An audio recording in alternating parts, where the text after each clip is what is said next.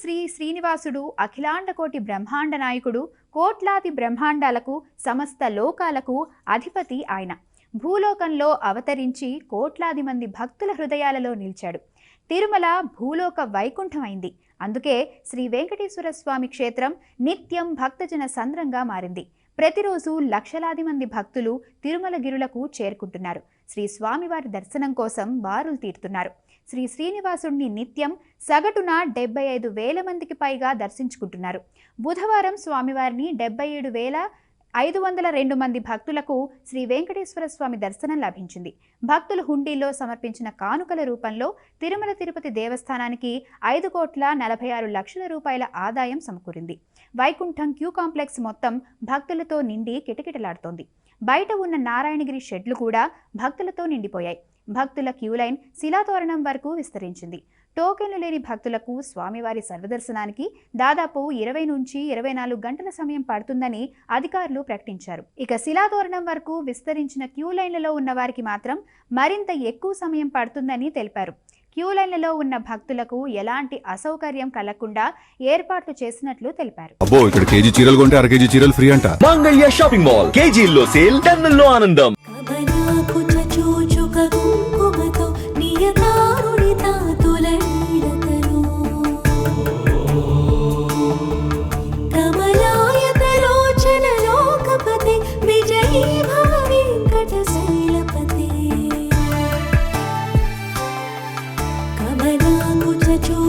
కుంకుమతో నియతారుని తాతులైనతను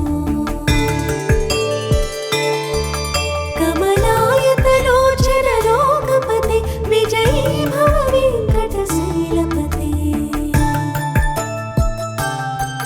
సచతుర్ముఖ షణ్ముఖ పంచముఖి ప్రముఖాఖిల దైవతమూనిమణి శరణాగత వత్సల సారణిధి పరిపాలయ మా వృషశైలపతి అఖిలేలతయా తవ దుర్విషహైరనువేల కృతైరపరాధసతై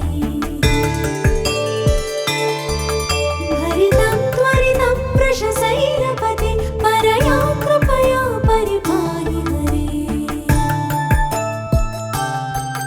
అధివేంకటశైలముదారమతే చనతావిమతాదికథానరతా పరదేవతయా గదితా నిగమై కమలాలయితాన పరంగలయే